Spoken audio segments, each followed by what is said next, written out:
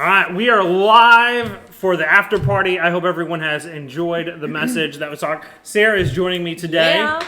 All right, so we're just excited for talking a little bit of what Ken just shared with us. Yeah. A powerful message talking about how each of us have the ability to save others and offer and lead into that. Was there anything that stood out to you, Sarah? Probably my favorite part, I would say, is just the whole while we're waiting worship, and I just know for me personally, it's been in those deserts or those valleys, those toughest times when I'm waiting, I've prayed, I've sought God, I'm waiting for an answer, I'm waiting for deliverance. It's in those moments, those deserts, those valleys, that I have been able to experience the Lord on a whole new personal level, Right. A deeper connection, a deeper intimacy with God in that time. So, I think we try to avoid that valley, that desert. Yeah. But that desert is a beautiful place to be, to really Right. find the Lord in a new way. Do you have a hard time waiting?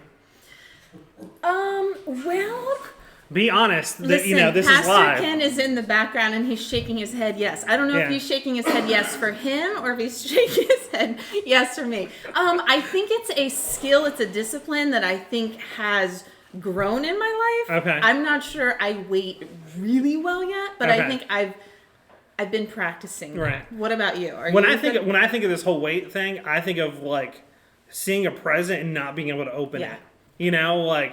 Having to wait. But the thing is, I was talking about is when you wait for a certain time and you see the joy in it when you wait. Yep. And when it finally, after that long waiting period, it's like, man, this is the reason why I had to wait. Yep. And then you see that just reveals to you. And I Yep. think God does the same thing. Sometimes he says wait, and then when we see it come to fruition, we are like, wow, that was worth waiting for. And it's always worth it. Yeah. Always worth it. Right. I just time and time again, that waiting, what's on the other side of that is 100% always worth it. But in that waiting time, we also have to take action. He talked about we have to take action, meaning we don't just sit there. There's things that we have to do to allow God to show that to us, right? Yeah. Whether it be through prayer, through reading God's word, we need to be in that to see what God's going to do. Yeah, absolutely. Take action kind of thing. And do you remember, I was thinking about, he's talking about, salvation and, we just prayed with the families, and we hope that out there that some of you accepted Christ. Amen. And we're excited for that, and please share that. God can through live stream, we don't need to be hand to hand, and he can do those things. Do you remember, Sarah, when you were saved? Oh, absolutely. How old was it? I was 5 or? I was 4 years old. 4 years old. Okay. And we attended Trinity Wesleyan Church in Dover. Okay. And we always had children's church. It was not kids ministry then. It was Right, good right. old junior church, children's church. And we were in the annex, which is what we called our little children's church area. And I distinctly remember giving my heart to the Lord at that time. And I've had phases where maybe I've drifted, but the Lord has always brought me back. Right. So I've been serving him for 34 years now. Wow. Yep. Wow. At the age of 4, I mean, that's the thing too, is a lot of times we think you have to be a certain age, but once you understand that, man, you can accept that Christ and you can start living that way. And I think for myself, similar, when I got saved, it was in Sunday school. I was at church. It was at my grandma's church, and they're like, "Well, who would like to be saved?" And in some ways, when I was doing it, I'm thinking to myself, "Man, well, I don't want to go to hell, so I'm gonna accept Christ in my life." And I accepted Christ, and I feel like that was accepting Christ, but definitely later in my life, where there was kind of a renewing of my faith, going man, this is why I did it, and this is where I need to go from it, kind of thing. And I think that's important too, because I was 4 when I was saved, when I first gave my heart to the Lord.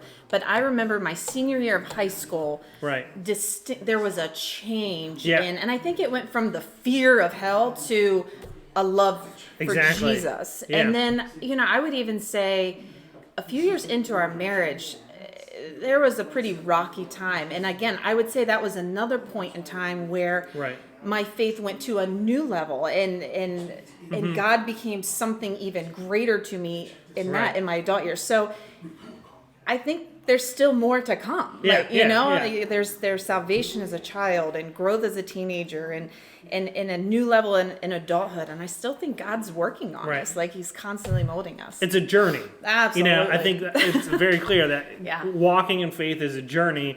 That you're continuing to grow and you're continuing to see different actions and stuff like that. And so what this week, as you've been quarantined, what are some things they talked about, like just wishing in that time of waiting, listening to some worship songs? What are some of the things that you've done this week in that waiting period? Yeah. Well, Mike is really good about leading us well. So I don't know, some of you may be doing, but he put together this verse bracket. So every day we gather with our family around a table and we go through this scripture and we talk about this scripture and we talk about what it means to us.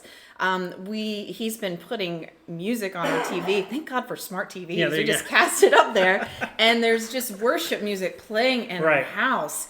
I still continue to get into the every morning. I even led my life group on Zoom this week, which was a great time too of encouragement and being together. Speaking of Zoom, last night my wife and their family, we did a Zoom thing and we did charades together.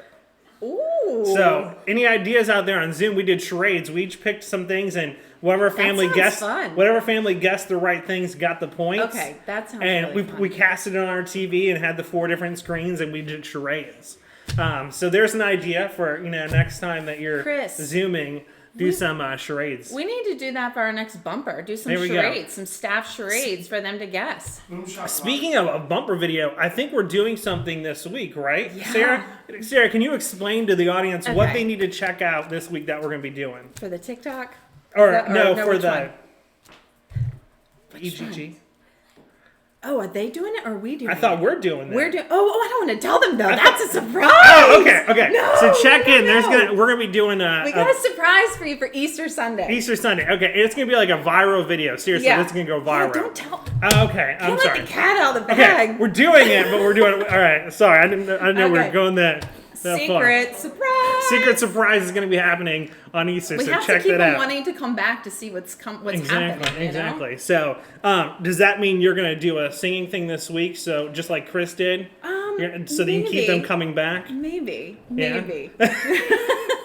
they come back? That's the question. Send them away.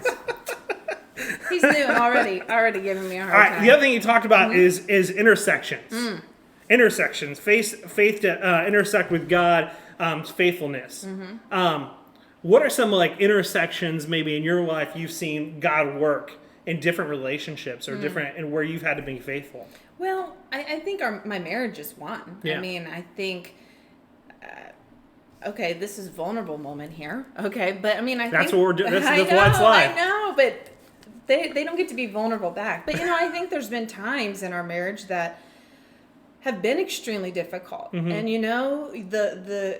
the human side of me wants to quit, wants to give up. You know, I think Satan tempts us to think it's easier if you're not married and you don't. And in that waiting, in that faithfulness to God and to our marriage, God has shown up. Yeah. And this is something I've been thinking a lot about, and I've said to a few people, but I think about in our relationships and let's just be real. A relationship struggle. Right. If you're not in a struggle right now, you will be or you have been. Marriage is tough, But I was thinking about this, that anytime there's struggle in a marriage, okay, when we stick with it, those who have stayed and come out on the other side, right, they have never, ever, ever said it wasn't worth it. Right. So I think our faithfulness, trusting in God, staying focused on Him, not allowing our feelings to take over.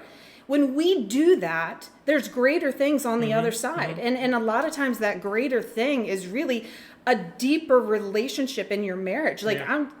Mike's not in here. I wish he was. She's preaching it some more, everyone. She's preaching it. Amen. But Amen. You're gonna pound the table? I think we need to pound the table just for Kat. You gotta pound the table right there. But I have to tell you, Tom, this is, again, I don't mean to be gushy, but I love Mike so much more right now than I ever have in my life. Yeah. And we have been through some difficult things. Yeah. But on the other side of that faithfulness and sticking to what I know God has called us to and my commitment to Him, there's so much beauty on the other side. Yeah. So I don't know who's struggling today. I don't know. Yeah. This wasn't meant to be a marriage moment, but stick with it. Don't give up. There's something beautiful and something so much greater on the other side of that struggle today. Yeah.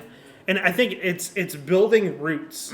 The deeper the roots go, the deeper the strength of that relationship. It just is like an example of a tree. You know, like me and Cheryl have been through the same thing. We've been through some tough times, but it's when we stuck together and we leaned on each other, and not to everyone else per se, but leaned on each other, we are able to do it together and focus that. And so I think we got to build those deep roots so that we can continue to get strength in our marriage, and then we have that. We have that. So, and it's like you said, just like our faith journey is, our marriages and all those things are journeys that we go through and stuff. And I think, you know, intersections just in marriage, the same thing is in relationships. You know, how we deal with different relationships. And, you know, some of us are out there and we're a faithful Christian, but we have people in our lives that don't follow God. You know, how are our intersections going to happen with those people? Are we going to be Christ to them, or are we going to fall back and be what they want to be, kind of thing? You know, gotta live it out constantly. Yeah. You know, you can never take a break from your faith. Yeah. You know, if you're a believer, it's got to be, and not a show, not in a got to put it on. It has to be from the inward out. You know, And I think about the example is those two men as they're sitting in jail. They could have just sat in jail and just said, "Well, this is what it is." Yeah. But what did they do? They started singing. Yep. You know, praying. They started praying. They started singing, and then it was the other people also that heard this and said, "Man, there's something different about them." People are watching. Tom. People.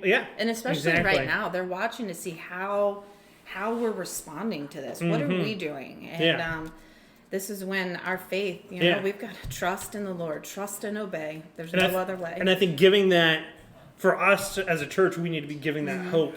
Absolutely. In the midst of all the fear that we see that's going on right now. And so, and even in that time he talked about is when the doors open, they didn't just run. They thought about the jailer and with the consequences that could happen to him. Instead, they stayed there. And it wasn't just them that stayed there, it was everyone else. Yeah. So they already had impacted all those other people in the jail by their witness and sitting there and praying and worshiping, that they said, you know what, this man's life is just as important as ours. And I think if we as Christians have to say that, like right now, is like, you know what, even though I'm sitting in my house, what can I do to say that this person's life is just as important as my life or my safety and so forth? You know, like just like you guys were going out and feeding different people and providing that food and stuff like that. And I think something that was really cool that Ken talked about there is bringing the household together and offering that freedom and that hope in this time of fear. Yeah. You know, bringing, and many of us probably out there go, I have some people in my house or family that don't know Christ. Yeah. And I've been ministering to you, but you know, we can start praying and we can start witnessing to those people right now. Yeah. You know, I think that's a great opportunity that we could do, and you can do it through Zoom. Yeah. You know, Zoom. Where there's a will, there's a way. Or you can bring them to their house and really just say, hey, there's nowhere else you can go right now. Yeah. So here's the message. Yeah. Kind of thing. But if we do it in the right way, I think it's important, you know, and we start praying for those people. Yeah. And sometimes I don't think we realize how important prayer is. Absolutely.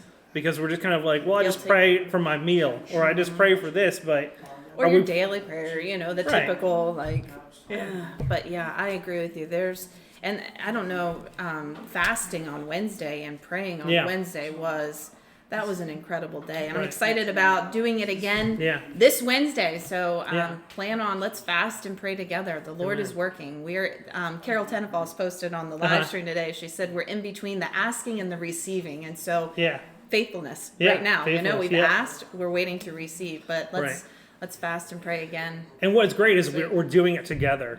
We may be in our houses, we may be separate. We're still doing that together. Yep. And one of the things that we talked about, just kind of in with our time here, is that we talked about at the very beginning is that we're going to do something together next Sunday, and that is communion. right? Yeah. We're going to take communion together next Sunday. Pastor Ken kind of gave some ideas of what you can do.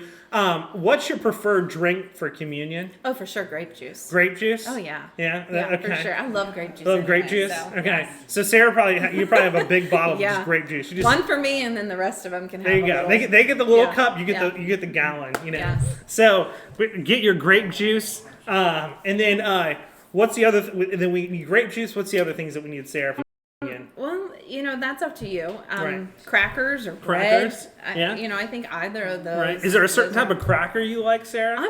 I'm preferential. Probably Ritz. Ritz crackers. Mm-hmm. Okay. Ritz crackers. They're my favorite. Gotcha, So that's probably gotcha. what we'll go with. I think we have some fancy crackers that Oh, my. Yeah, I know. I don't know. Someone gave us those fancy crackers. They got stale probably, but they're in there. My wife is a fan of the Please don't say saltines. Okay, I can do Saltines. And there you go. You're doing communion and you're getting a little extra, a little salt in your communion. Yeah. Just So don't do Triscuits. Triscuits are like cardboard. I'm just not a Triscuits? fan of Triscuits. Yeah. Okay. They're like cardboard. Okay. Yeah. Don't use cardboard. That's Yes, not I edible. just got a gag face in the back there from Yeah. April. So she's with me. Thank you. Amen. Amen. So get your grape juice, get your cracker, whatever that may be, and let's do that together. That'll be cool. And it's just going to be cool to see. And what I encourage you guys all to do is post a picture this week when you do that next Sunday, or not this week, but next Sunday when you're doing communion. Take some pictures and share that with us next week, so that after next Sunday we can just post those things of other people in our community taking community together. I just need to see your faces. Yeah. So take Yeah. pictures, post Let it us, just so I can see let us you. know what kind of drink you got and what kind of cracker. Yeah. All right. So we can see what everyone's using. And really, it's because it's not about the cracker. It's not about the juice. It's about what's behind it. Yeah. The right? symbolism. The symbolism of doing it together, and also remembering this time that we are one. Yeah. And so I encourage everyone, go out to your store, get some of that. Maybe look in your fridge. You might already have some. But get ready for next Sunday. We're going to do community together. Thank you for joining us, Sarah. Thank you for joining the after party. I would shake your hand, but... No, that's all right. We're already too close together. I but, know. I'm just going to have to Hope you're wash not this side of my contaminated. body when I get home. So... Ew, man. So thank you guys for coming. Again, next week we're going to again have the after party after the service. But again, prepare for next week. Start praying. We hope to see you on Wednesday. Come tonight. We have the youth group that's going to be doing their live streaming. We have a lot of different stuff we're putting up throughout the week. So check out the website throughout the week. There's a lot of different stuff going on. And we look forward to seeing you guys next week. Yep. Have a great week, guys. See ya.